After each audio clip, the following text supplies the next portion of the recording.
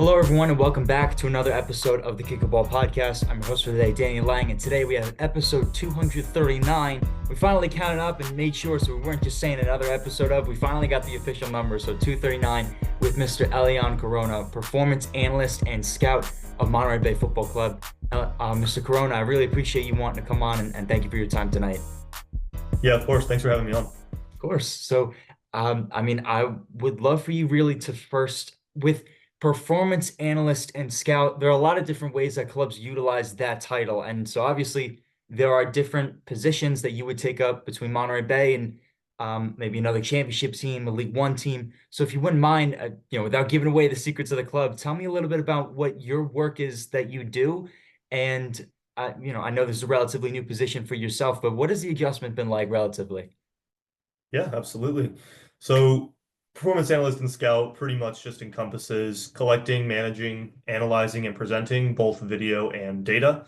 So, that's everything from opposition analysis to recruitment analysis, formatting, collecting data on our training, how the players are developing.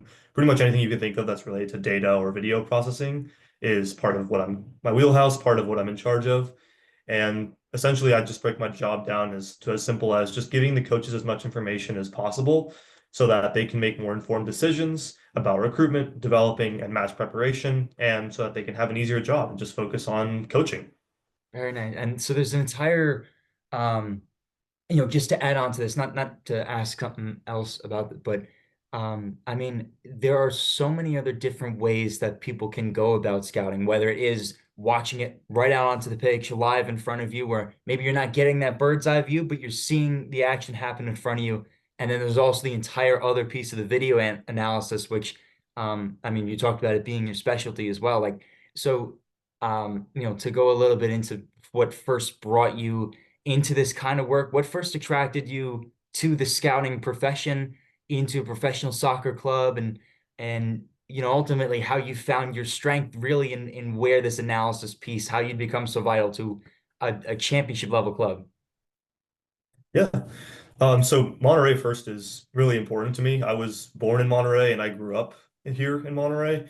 I've loved soccer ever since I was a kid. My grandpa was a soccer player in Mexico and he was really big into soccer. And so I always kind of had the love of the game from him. Right. And I always wished, and when I was younger, especially, that I would have a local team to support. I grew up without a local club and kind of just ended up following MLS, but obviously a local club means something else. So I'd always make Monterey Bay FC in football or in FIFA. Sorry, I'd always Yeah. make Monterey as a club and dream about having a local team. So working for my hometown team was always kind of a dream of mine, or at least obviously when I was younger, of course, playing everybody's dream, but it transitioned to working. Obviously, as I entered college and started studying business, I decided that I wanted to pursue something that I loved and something that I was passionate about. You know, it's easy to go and get a business degree and make money doing a business job, but at the end of the day, I think if it's not something you love, if it's not something that you care about, it's not really worth pursuing at the end of the day if you have the option to pursue your dreams. So I decided to take my own initiative and study football. Uh, I've been interning with Monterey Bay since the first season, since May of the first season. Started off in the communications sector, just doing social media, just being involved and studying on my own, really taking online courses, taking the initiative to make my own scout reports, make my own reports on the opposition, and share them with the club so they at least know who's who's in the club, who knows how to do this stuff. So when an opportunity came up, I could jump on it. Right. And to take you back to the fan perspective, when you still could be a fan of Monterey Bay without having the repercussions and the effect that you've had with this club. Tell me about the feeling of knowing or the announcement of Monterey Bay Football Club coming in 2017. What was that gut reaction? I was just really excited. I mean, at that point, I didn't really know that I wanted to do this as a career or pursue this as a career, but I did know I wanted to be involved somehow. And even if I hadn't pursued this as a career, I would have definitely been involved. Supporters groups or going to the matches. I consider myself a fan from the first day, of course. I mean, as a lover of the game and having a local club for the first time, it's always been something that I've followed and been passionate about. I don't think I've missed a single Monterey game since they've been formed, at least watching it online. And obviously getting the chance to work for the team allows me to put that passion to work and give all my energy to improving the club and helping us reach new heights. Because it's something else when you're able not only to be able to watch a club in your hometown, but now you're actively a part of the initiative to bring forth the proper information with your expertise and bring that to the coaches saying, hey, this is what I've seen. And if this is something that ends up, well, you wouldn't be hired if it wasn't something that it wasn't a valued opinion. But look, I hope that this could impact the team and move forward and take it to new heights, like you're saying. I mean, it's something that it really is like watching through, a little kid's dream, like year after year. So very, very cool. And if no one's told it to you lately, congratulations on the position, everything that's been up front. So with The, I mean, Monterey Bay, at least in the short term over the last few months and really this past season, there's been this increase in the technical staff with this club. Um, how specifically and there are benefits to downsizing and increasing the employment and the opinions that are in the room, but curating the proper team. And I'm going to sound very corporate when I say this because I'm whatever. I came out of a business class, a Sunday day business class, if you could believe that. But building together the proper team to where the dynamics are all together and no particular one person is getting drowned out. How have you seen this work to the benefit as opposed to well, not opposed to, but how have you seen this increased staff work to the benefit of the club? Yeah. So I think having an increased staff really allows everybody to, as I said previously, focus on our jobs and do a better job at what we're doing. If you have somebody, for example, in the corporate world, if they're responsible for marketing, for accounting, and for finance, they're not going to do a very good job at any of those things. Like they're going to struggle to put together quality products or, audit the firm properly or manage the company's finances because they're struggling to deal with all these things at once and they can't devote themselves fully to one specific thing. But with the increase in the technical staff that we've seen is something that we haven't really had at the club previously, is that we have people who are responsible for all these different roles, which allows each person to do the best job that they can with the role and not be overwhelmed with having other things on their plate. So, for example, our new technical director can focus on the duties of a technical director. Head coach can focus on the duties of a head coach. Assistant coach can focus on the assistant coach role. And all the other people on the technical staff can focus on the roles as well. And that includes, for me, obviously, the scouting and analysis role, which is all the data and management. It's a lot of work. It's a lot of time. It's a lot of tedious work. It's a lot of research, a lot of scouting people who aren't going to be good enough. And head coaches and assistant coaches are busy people. There's a lot to do with training and managing players and developing. So asking them to take hold of all these other analysis responsibilities on top of that is can be too much for a lot of people. So having a split team with people with different responsibilities allows us to all work together to achieve the best results. Right. And so, uh, without getting so far into your work right now, because again, I mean, we've talked about it. I don't want to compromise the integrity of the club, and I don't want to ask something that could put you in a bad spot. Um, but what does it look like right now, really, with preparing for the next season? It's a lot of difficult choices. I think the one piece that you mentioned too that really stuck out to me was, look, having to make the tough decisions about this particular player, whether it's a scheme fit or it's not being able to keep up with the quality of the club. There are decisions like that need to be made. I mean, I imagine if it's not every day, it's every other day, or you're making multiple of those decisions during a week. But with the new regular season coming up so closely, what does your work look like now with a lot of the players signed, at least with contracts in Monterey Bay, and the continued work effort ahead for the regular season? Yeah, at this point, it's kind of finalizing our recruitment process and scouting process. Obviously, this transfer window is still open, so we're Right. still looking to finish building the squad, but we're happy with the job we've done so far and with the work we've put in to find players who are going to be a good fit for the league and a good fit for the team.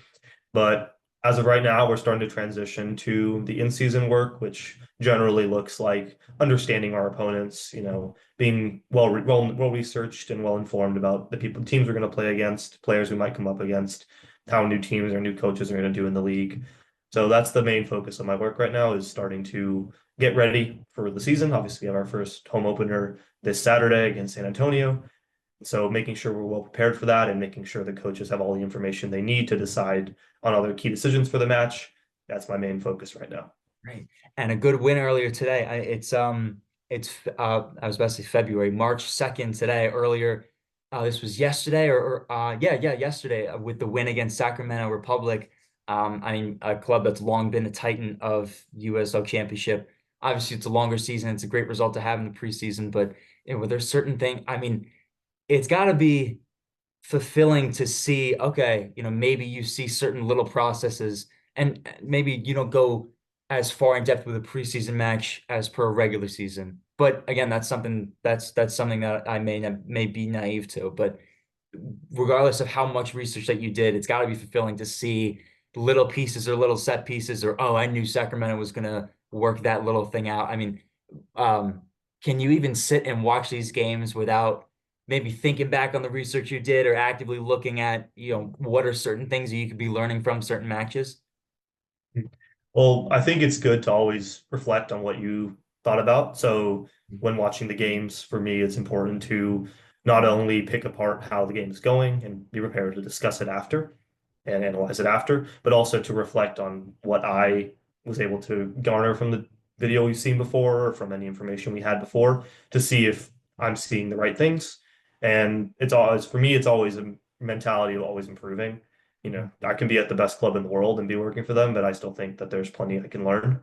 I never consider myself fully developed, and so making sure that I can always reflect and recognize, oh, I missed this one specific thing, or I missed this pattern that we're seeing, in addition to preparing to discuss it, is always a good thing for me. So I tend to watch the games and just with the mentality of how could I have done better? Even though I'm happy with my work. I trust that I do a good job, but of always finding to do better and finding ways to present better information and spot patterns that potentially I couldn't have seen before to always bring my work to the next level is kind of the main thought process for me during the game. And I think that's the perfect mindset for someone, at least in your position, where you need to be able to produce quality work, but you always have to be looking for that next step or that next process, whether it's something that you have missed or it's the capacity to be able to learn and to pick up on new patterns. I think it's a great mindset for the work that you're in, and I appreciate you giving me that insight. What I think is important for me is I've been lucky enough to be interning in this position since we had our coaching switch last July.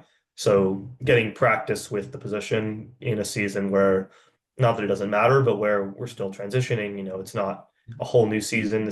I'm not starting out. This isn't my first month or first match doing this. So having all that previous experience from the end of last season where it was kind of just let's figure out how we're going to work going forward. Let's figure out the processes. Let's see what work we can present and what insights we can gain. Having all that previous experience to build off of helps us going into this season since we already have our workflow solidified. We have all of our communication skills and the way that we work together solidified. And it allows me to really focus on A, producing quality work, and B, like I said, reflecting and making sure the work gets better every week.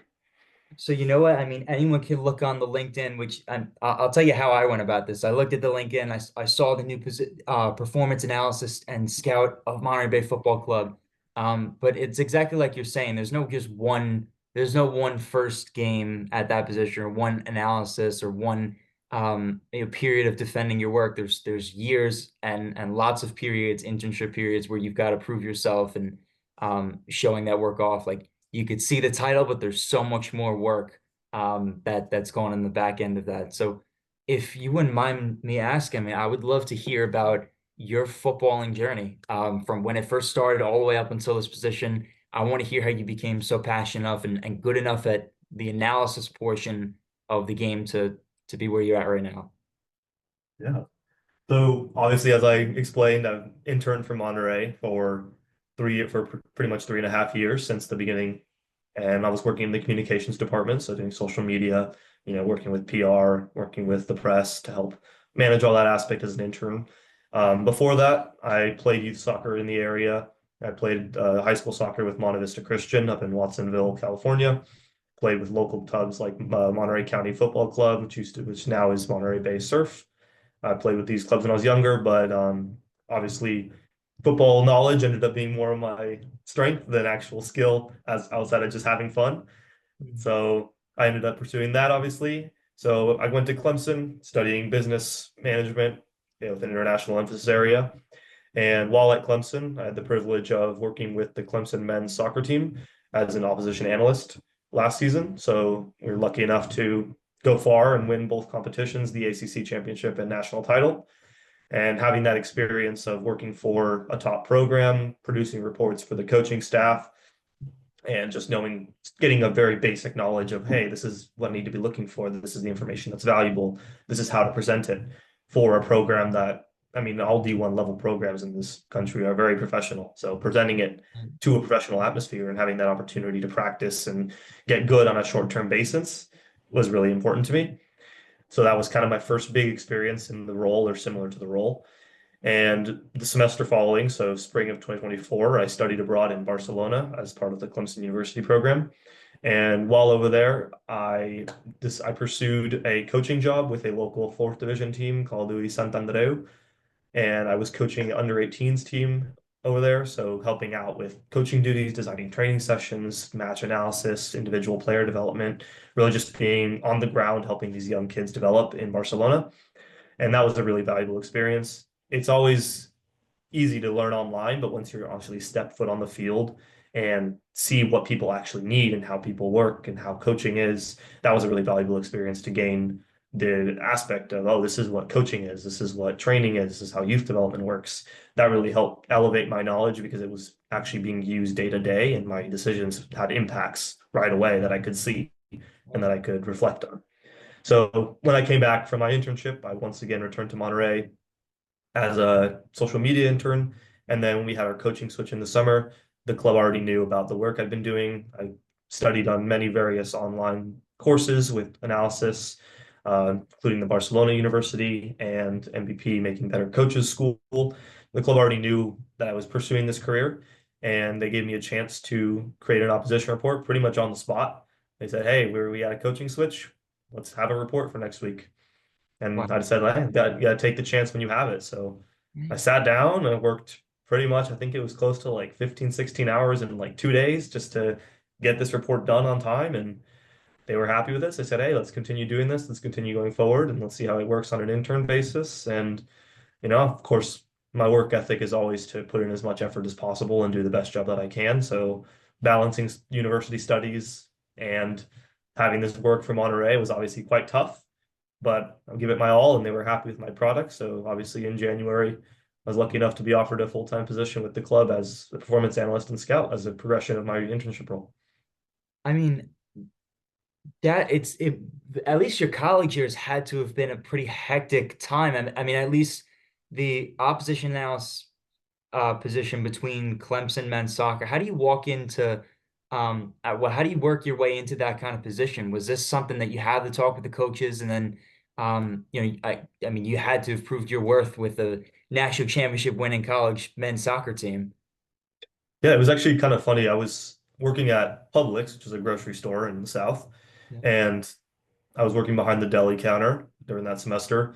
And this was right before their ACC run. And the assistant coach actually ended up walking in, and I recognized him, obviously. So I started talking to him, kind of sharing what my passions were, sharing what I was pursuing. And he said, let's meet, let's go have coffee and let's talk and see if there's anything you can do. So we sat down, we met, we went over kind of my education, what I'd studied so far, a couple reports that I had made just for fun for Monterey. I used to make scouting reports and opposition reports just for fun for Monterey in my free time. So I had a lot of already good work that I could show him. And he was impressed and said, "Hey, let's try it out. Let's try it out and see how it goes." And I ended up doing it for the both of the championships or both of the championship runs, making opposition reports on all the opponents. So a little bit of luck, obviously, but more so just showing that I was passionate about it and showing that I was determined to help out or be part of the program, even in some way. It wasn't as involved as I wish it would have been. I wish I could have met with the coaches every week, but it ended up just being sending reports to an email and saying, getting responses like, "Good job, thank you for the help," but I'll take it. You gotta take your opportunities, and if given the opportunity to present my work and to do work, I was super thrilled to just have the chance to do it. And I remember talking at least with George Marks, the keeper. This was the 2023 championship. Yes, 23. Okay, so George was 22, so this was 2 years before, but um yeah, I mean, I guess this wouldn't line up, but I've talked to other guys who were on that Clemson team in particular, and they'll still have this recollection. I mean, if you asked any of them about the ACC run or the NCAA tournament run, they could even tell you back a lot of the inf and I don't know if it was on your report in particular, but they could tell me, okay, well, we knew this about this team, about Stanford, for example, and they'll say, okay, well, this is how we knew they had played in the past. This is what we wanted to do. This is how we were going to create. And it's fascinating to hear these college players still remember things from 2 years ago, but also how particular and how attentive to detail that they really were through those events. I think it really speaks to the program. Yeah, I feel like I think I was a small part of a bigger picture. Obviously, there's a lot of coaches and a lot of people working with the team, but I was happy to be able to contribute in some way and have provide valuable information for Coach Noonan and allow him to analyze my work and I'm sure the work and opinions of many others and put together to create information that was useful for the team. And obviously, it was effective. So now there's an entire, I mean, I don't know how much that you go into in particularly looking at the personal qualities of the player, but I hear, at least from the college coaches all the time, that when there's a conversation that's made about recruitment, an interview and just the conversation, a one-on-one conversation with the player is always as important as the actual film that they're watching. Do you still go in and you have these conversations with these players to see, these soft factors and the things that ultimately get these guys signed? Are these the kind of conversations that you'll have with players? I mean, what's your relationship like with that? Yeah. So in my role, it's more so about the technical aspect of it. Okay. The soft skills, personality, how they gel with the team is incredibly important. But that's more of something that for us, the head coach and assistant coach are better at judging. They've studied coaching, they're coaches, they've former players themselves. So knowing how like the personal skills interact, that's harder to see on video or on data. That's something you kind of have to see when you're talking to the player. So that I leave that all to them. Obviously, if I notice something on film that stands out to me, I'll put it down in the report. But it's more for me about there's so many players, you can't have an interview with every single one. You can't talk to every single player that we're interested in or looking at. So it's just about filtering through that ocean of players and finding one or two drops that look interesting enough to pursue. And then once we've found the interesting players, then it's about let's have the coach speak with him. Let's, maybe bring him in on trial and see how he affects how he works with the team. How does he gel with the team? Then coaches can evaluate his soft skills, his personality, because they're just as important as the technical skills, just as the coaches said. But the coaches don't have time to do this soft skills interviews with every single player. So that's where I come in and help sort through everybody. Very nice. And so now with the relationships that you've been able really to build within this club and something that obviously that they're excited enough to have you involved to a point where now you've got this title. There's still so much that is really to live up on. I mean, I want to get an insight on a little bit of not the contents of the reports, but I mean, the kind of time commitment and how long these reports end up being. There's part of me that thinks that this has to be a clear, concise process, but there's also the technical language and there's certain terminology that you need to be able to use because it relays the right message given the context of a play or a set piece or a sequence or what have you.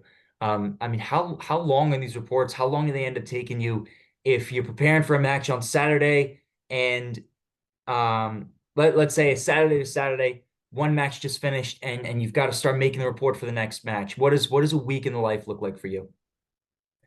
So reports tend to be pretty, for me, they're very comprehensive. I try to cover pretty much every aspect of this opposition team. For me, it's about being as informed as I can about about the other team, about the other players, about their system, about how they're taking free kicks, how they're taking corners.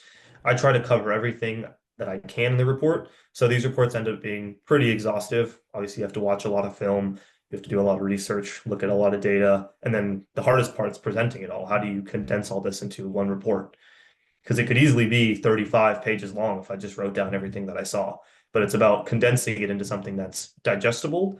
And what I think is the most valuable for us in the way that we do things is we've built up a very good communication relationship where it's more they trust that I have done my research and that I know the data, I know the style, and we can work together to break down this team. They ask me questions about specific things, and I've done all the research, so I'm able to answer as best as I can. And then we all just work together to kind of come up with a solution or see what we're going to do. I feel like that's something rare in a lot of clubs is having that almost personal relationship with the coaches and the analysts. Sometimes it's very split apart and it's almost, very formal and hard to agree or disagree. But that's something I valued a lot at Monterey. And another reason why I was really excited to stay was that I feel like I can continue to grow and develop. They'll tell me if I'm wrong, and they're not going to get upset with me if I disagree with something or if I point something out that I saw that they didn't see. There's a very collaborative relationship that allows everybody to analyze another team and come to conclusions based off of all the research that I've done, which, usually it takes me about 25 to 30 hours per report. And that's the kind of thing. How how often are you spacing this out throughout a week, or is this something that you've got to get done in 2 days and let's go get it moving?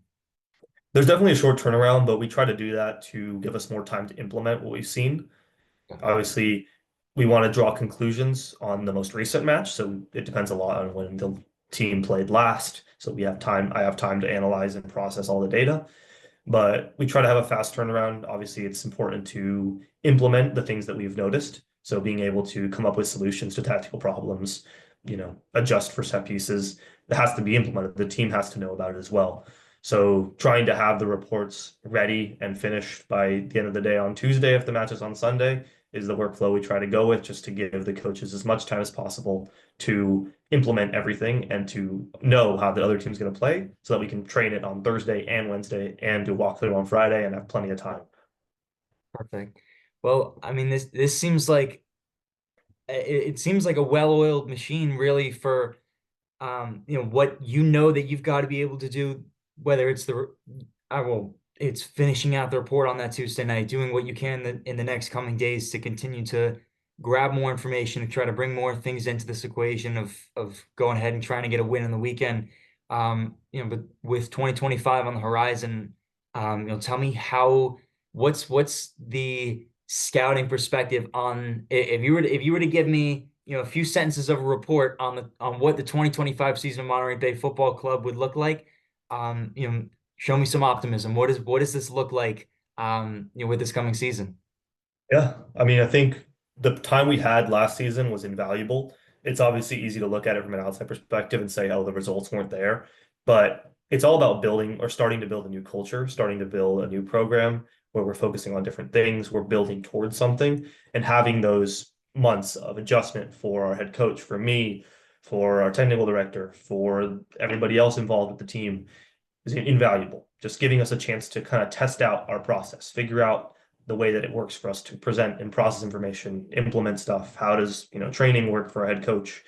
Giving us that time to kind of have the flexibility to kind of try things out and work out what works has really, I think, given us a nice boost going into the season. It doesn't feel new anymore. It feels like we're just going back to it, and we've kind of figured out all the learning, all the growing pains have been more or less. Obviously, there's plenty of things to go forward on, but in terms of workflow and the way we're doing things, it feels a lot more solidified, and we are all feeling comfortable with the processes, so we can just focus on actually doing the work now and not have to deal with those growing pains. So I think it's just growth this season is a really big thing for us is growth, each of us individually, whether that be the players, coaches, myself, growing and becoming better at our jobs. And as everybody can see, we have a very young squad this year. We're switching away from previous approaches, focusing on development, youth. We want to help players reach their potential, and through helping them, help ourselves reach our potential as well and bring us forward and bring success to the club through development. Well said. Onward and upward for it's the oh, I know it's kelp, the blue and kelp. Crispin Kelp. Oh my gosh, I'm sorry. That's That all right. I did well the entire time. The cruise and kelp. I mean, you know what? Those are some dope sounding colors though too. I never really would have thought of it in a different. Yeah. No, that's dope though, because I listened to NBC, well, oh, MBFC discussion. I know Noah pretty well, and he's also a college student, and it's been fun to have him keep up on the media side, but it's been just as fulfilling to see this scouting perspective. So I'm really appreciative of that, Elian. Yeah, absolutely. I'm looking forward to seeing what we can do. I think we're all optimistic and we're all excited and happy with the work we've done, and we're ready to put in even more hard work to bring things to fruition. Well, you know what? You've got a supporter in me and the rest of Kickball for this season and everything that's to come for you personally and the club. All the best to you, and we'll stay in touch soon. Awesome. Thank you so much. Of course.